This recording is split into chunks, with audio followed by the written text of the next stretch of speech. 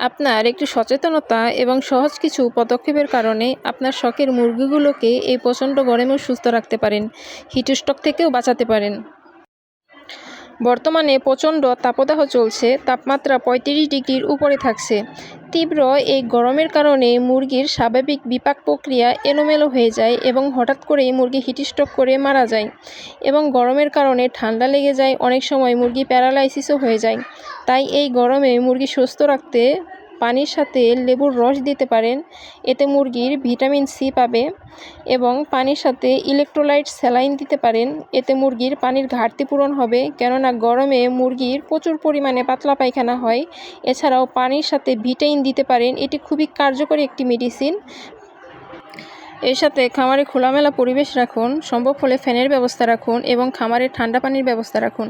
আশা করি ভিডিওটির মাধ্যমে একটু হলেও আপনারা উপকৃত হয়েছেন। ভিডিওটি দেখার জন্য ধন্যবাদ।